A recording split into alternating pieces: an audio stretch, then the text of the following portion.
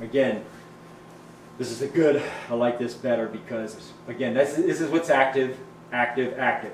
So right now, in this example here, you would be in heading mode. The GPS would be, like say for instance, you were going to fly a localized, or a, yeah, not an LPV, but whatever GPS is without the glide slope. And so it would be like, it would have that in standby, and it's just in pitch mode right now, so that just means it's holding this bank, holding the nose, like right now it's 0 degrees, and this altitude select, so he's, I don't think this is right because this is saying it's, normally you would see a pitch up if you were below this altitude, and you would hold that pitch and then it would go into that. In other words, it would capture that altitude. So this isn't quite right, but at least it shows you. The point I wanted to make here is this is what's in green is active, and this is what's in white's in standby. Oh, I wanted to show you a little bit. This is the Cirrus here, but this is the great thing about this is how capable this. Something that costs multiple times of what ours cost. We have like 90% of the features. But there's a really good video here that shows you, that talks a little bit about this. Let's see if I can get this. It's a little video clip here. EFD is the AFCS status box, or what we affectionately call the scoreboard. This is your go-to spot for confirming and really just getting an overall understanding of what the automatic flight control system is up to, or really what it's planning to do. Flight director modes are divided up to match the same layout used on the AFCS panel.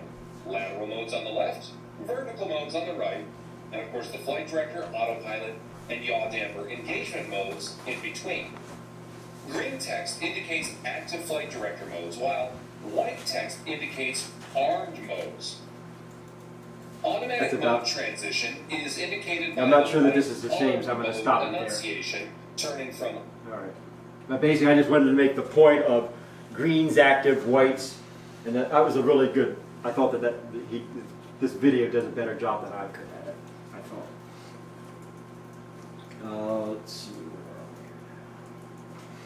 Back to the scoreboard.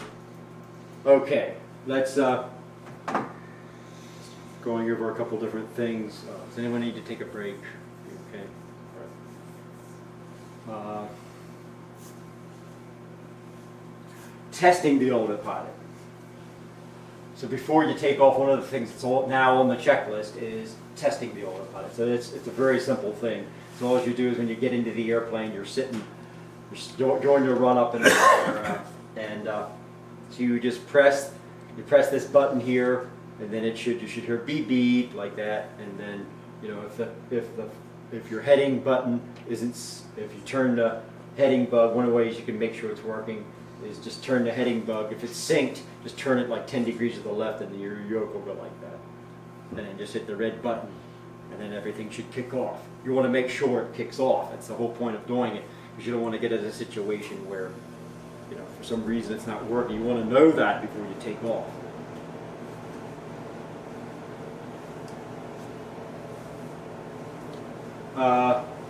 Yeah. Just other little points here. Again, this would be now. Okay, so I asked you this right here. So in this case here, forget this picture here. Just by looking at this, is the autopilot on or off? It's off. Okay, is the flight director on? Yes. Yes, the flight director. So this is the case where the flight director's on. The bars are hollow, but again, you can double check that by seeing that it doesn't say autopilot. So again, this here is in takeoff mode. So when you press this button right here, if you want to, this is a little bit more of an IFR thing, but you would want to, like say for instance, like yesterday when I was flying, 300 feet in the clouds. So you want to have this flight director right there on the ground. You want to make sure that that's working. As soon as you rotate, you just bring your yellow bars right up to there, and you'll climb out straight and level until you're ready to make your first turn. So that's just takeoff. The takeoff mode is sort of like pitch and roll mode, but it tells you that it's in takeoff mode. again, you just activate that on the ground right before you take off. You just press that button right there. That's what that does. Why are there two takeoff indicators? Well, one takeoff is for your roll and one, so remember it's roll and pitch. So the pitch for takeoff is, I think Ben can actually, I think this can be not factory set, but avionics technician set. I don't think we can set this. I mean, I guess if you went into some menu, but you can set, see how this is like 7.5 degrees or something for takeoff. And then again, I have altitude select. This altitude was 3,300.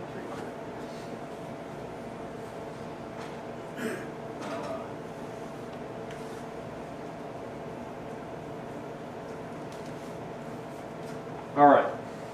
I'll run into some examples here. And I think that's the best way to learn it, is to,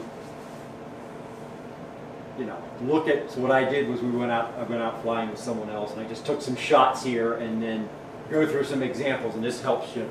And I wish this would have turned out better, but the yellow bar, both the Autopilot and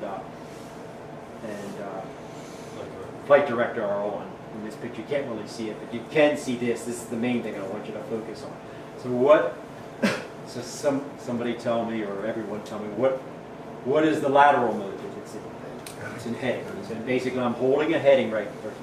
It's holding a heading, and the Autopilot's on. And then what is active and what's standby in a vertical mode? Vertical speed coming down at 400 feet a minute, and then it's at 2,000. These aren't quite the same. But say for instance at 2,800, and then where is the airplane going to stop? 500. Why are they not at the same? Because the altimeter is maybe just right here. That information Why right is now. Well, yeah.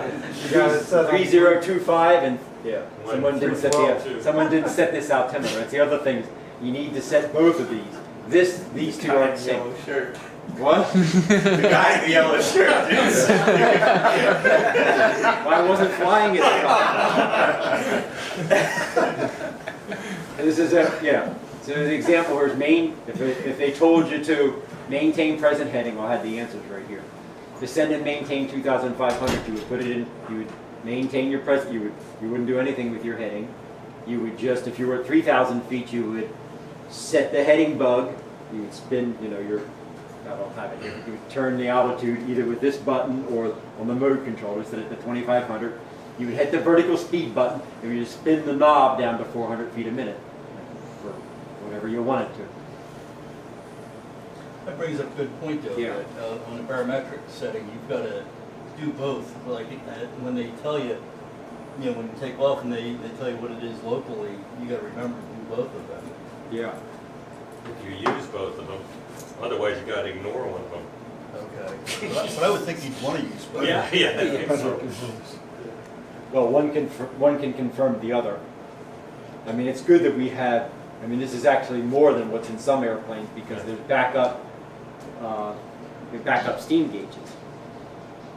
Like in the Cirrus, we had some of the older ones had backup steam gauges in the bottom, and the newer ones they have a backup.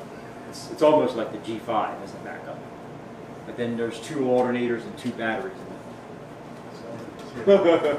Just Does keep the in engine mind. what? Just keep in mind for those of you guys who are IFR, it's still directed by the pitot tube, so you freeze up. Your airspeed's going to freeze up. on the G5. One other thing that I didn't mention, I'm glad you brought that up, is because it's not a separate box. But this G5 panel is more than just a panel. It has the AHRS in it, which is the airplane reference heading system.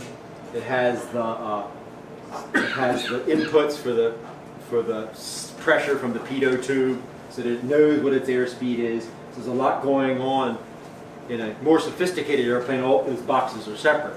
But, technology is such that they can pack more than such as not a monitor. It's almost like your computer that's all in, the computers are like an iMac or something like that, that's all in one. The computer, the screen, and everything is built into this. The air data computer, the AHRS, there's a bunch of stuff going on in the G5. All right.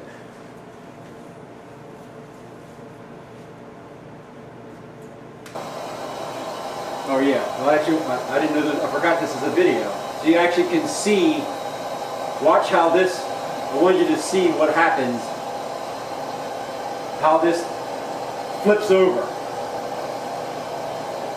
and what it looks like, because you want to know what to expect.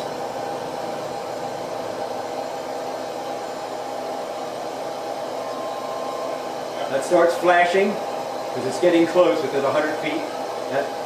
That starts flashing. It means it's capturing it. And once that stops flashing, there, it's captured. That's what it looks like when it's captured. I should have taken another couple more seconds. That box will go away. But then everything in what says nothing in standby anymore. So it's captured its altitude, and that box it'll just look like the heading. It won't be highlighted like that. Okay. Okay, so I have some. I think it's pretty self-explanatory. There's no, if you have enough time to like run through. So I was going to like run through a bunch of examples on the board, but just understand that in the different modes, you know, you have white, and then you have the green, and then it just snaps over like that. You know, whatever. If you're an indicated airspeed and you're capturing an altitude, it's going to be flashing in white, and then whatever's the active. And then what happens is, like say for instance, you're in heading mode in the lateral mode, and then you're capturing the GPS course. Then the white GPS, what was white, snaps over, the heading goes away, and it turns green.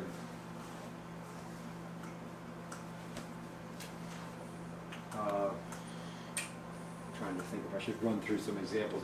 Is that pretty clear about how that works? You know, the different modes and everything. We're going to run through. I have a bunch of snapshots. I don't think I need to do that, because what I did was I took a bunch of snapshots, and I can show you, like going through a sequence once we get to the IFR part of the presentation. What I did was I took a snapshot at a bunch of different points as from takeoff to landing, and I think it'll become apparent. And anyway, I want to talk a little bit about, just to make sure, since this isn't really part of the autopilot, but you can't really fly this airplane without understanding how an HSI works. So this, you know, I could give a whole lesson just on how an HSI works, but just wanted to make a couple of points about it. One is, again, remember that make sure you're always in the mode that you want to be in. Are you flying a GPS course? You're flying a VOR course? The bottom G5 tells you that. If you forgot to press the button before, it's a little bit easier now, because it was easy to make a mistake when all we had was the Garmin 430. We just had two OBSs up here. This didn't tell you whether or not you were flying whether this needle here was flying. It didn't turn colors. So if you didn't pay attention to whether you're flying a GPS or VOR, and you didn't look at the Garmin, then you might have made a mistake. This way here, it's color coded. So that's what the two look like. Here you're flying. So anyway, again, the thing that's sort of cool about an HSI, if you haven't spent much time with an HSI, it's always gives you correct reading, even if you're, even if you have it 2 when you're going. You know how when you're flying, if you have a VOR and you're flying outbound, and you know you're going to make it turn and go to it, then it has reverse sensing. And HSI doesn't do that, because this whole thing here spins around. So this is the course that it's on right now. So if you're flying outbound and you're going to a VOR, then it's still going to show the correct side. So, this part here is the same. In other words, to get on the course, you got to turn right. So you just follow whatever side. So it gives you, HSI always gives you much better situational awareness. And I would just suggest flying with an HSI a little bit, because I really don't have much time to tell you how HSI works. I mean, everything that you need to know about it. But I did want to point out some of the things that are on here. Again, it shows you what's your heading bug. It's redundant a little bit, because it shows you when you turn the heading bug, this is the bug right here. shows you there's a digital readout of that.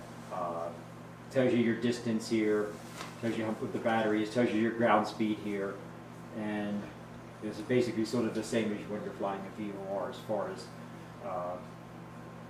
the dots. The dots is the same. Now, of course, these dots aren't going to be. It's going to change. Remember, this isn't an autopilot course. We're just getting back to basics to refresh everyone's memories. This is full-scale deflection isn't always 10 degrees. It is in a VOR, but not. In the GPS, full-scale deflection changes as you get closer. For IFR pilots, it gets closer as you get closer to your. It keeps scaling down depending whether it's in route mode or terminal mode. Okay. This is your current heading. So just look at this page here. It's one of the pages there. Magenta's GPS. You can press the CDI button to toggle between. Oh, that's in the Garmin 430. I already said that. Just some of the emergency things about some of the procedures. We have reversionary mode. You press the power button on the. When you press the select button. Oh yeah, you press the power button on the H. Is it it's one of those buttons that's down. I think it's the right one, right?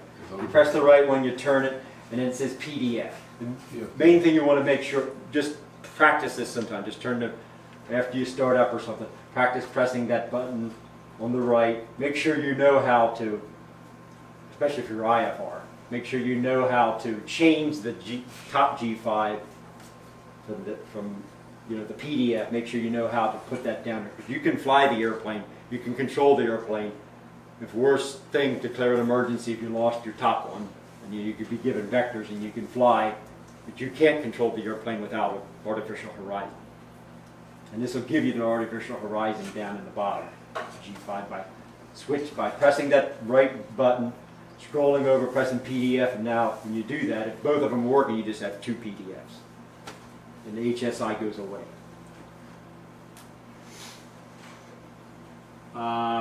This came up. Make sure you know how to. This is a way to turn off. So if you're going out to practice stalls, you're going out to practice steep turns, you got to make sure you know how to. Again, it's just this button here. You press this in, and I think the PFD is one click over. If you just press it in, and you no, this is the top PFD. You press this button in, and then this is highlighting. You scroll over to ESP, and you press it in again, and this is what it looks like if it's on. But if you want it off, then it looks like this. That green bar is grayed out. And then what that does is, again, this airplane, it tries not to let you stall. So say for instance you pull it back to idle and pull back on the yoke, airspeed bleeds off. Or if you do that, if you're just holding altitude, then you just pull back on the throttle. It just keeps trying to hold altitude. Eventually it'll get to the place where it'll just put the airplane in a slow descent to keep it from stalling. If you want to turn that off, then that's how you do it. Or, like I said, if you want to do stalls or steep turns. It does have this overspeed, underspeed protection. Like if you're flying along and it gets close to a stall, it'll just say min speed or something. A little yellow box comes up here. Or if you're getting close to red line, it'll do the same thing. It'll say max speed. I think if this is on, you get steeper than 50 degrees or something.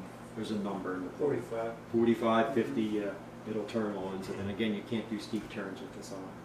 But again, it's the protection that's there. So here are some things to think about if you're just general good practices. And I think I put this in COM 1. I think these are things I wanted to talk about. Trim the airplane before engaging the autopilot. So here you are flying along, and you're like like say for instance, you're doing you have it trimmed for a certain airspeed, and then you turn the autopilot on and you want to have it to do a drastic speed that's different than what you have it trimmed for. You don't want to do that. You don't want to have the airplane trying to put a lot of pressure on the trim. I mean, it changes the trim, but have the airplane trimmed to close to the airspeed that you want before you turn the autopilot on. Sync the heading. We talked about this a little bit. Sync the heading bug before engaging heading bug mode, before you're hitting the heading mode. Because if you if you're flying along and the heading bug just happens to be over to the right, and they say turn left, you take off runway 31 and the bug set at 360 or something, and you hit the autopilot bug, and then you quick turn the heading button. It's going to turn to the right, and it's going to go that way, and then the controller's going to wonder why you're turning right when he told you to turn left. So the other thing to know, go ahead. Anyway. the other thing to know, and it's happened a couple times with us. You'll be flying north, and they'll say, turn left to 090, and you're like, what? They actually want you to go all the way around. Right. Yeah, If the heading you- bug won't. No, if that's you- a good point. It will turn the direction you turn the heading bug, Really? but if it's more than 330 degrees, it'll turn the other way, Yeah. according to the book. So just keep that in mind. So if they tell you to turn left to 090, Turn the turn bug it all to the way. the left, it will bank left. But just remember, if you crank it all the way over real quick, it may. Sometimes what I do in that case, if they want me to make a turn, I turn That's what I do. sink it, turn it like maybe 120 degrees or something. Then the airplane gets started, And then, then I do something else for a second or two, and then once it's halfway around, turn it the rest. But the idea is it will turn the direction you turn the Yeah. heading bug. Again, don't climb in vertical speed mode. Talked about this already. Test the autopilot before you start a flight. Talked about that. You don't want to have the situation where it's where it doesn't cut off. That shows you that it can be disengaged. Assure that the active and standby lateral and vertical modes are what you intend them to be. So again, look at the scoreboard. Make sure if you're climbing, it's not in vertical speed mode. Make sure it's an indicated airspeed mode.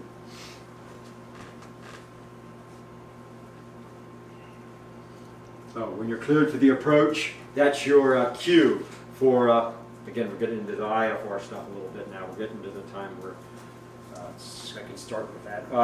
When you're cleared for the approach, you press the approach button. Because you want to be in nav mode or heading mode. You don't want to hit that button because until you're cleared for the approach, you don't want to start the descent. And the airplane could start the descent. Don't hesitate to turn off the autopilot. I've had, I think this happened yesterday. There was some point where I was getting a bunch of different controls, and I just hit the red button. I just flew it. The red button is it. Yeah, go ahead. I had a quick question. Let's say you do want to turn the autopilot off, but you're not sure it's off, so you pull the fuses. Is there indications on the G5 as to that it's completely turned off and not even functional? Well, again, if you're looking at your scoreboard, Right. if the autopilot's not on, then it's not on. Okay. When we're talking about the trim and the autopilot. Well, that is two different Okay, different yeah. breakers. Two different breakers. But Yeah. the trim is that's on a separate circuit breaker. That's the button that's on your yoke. Right. But is there an indication on the G5 that they're off? That there's no power going at all? Well, if it's anything other than if it being black.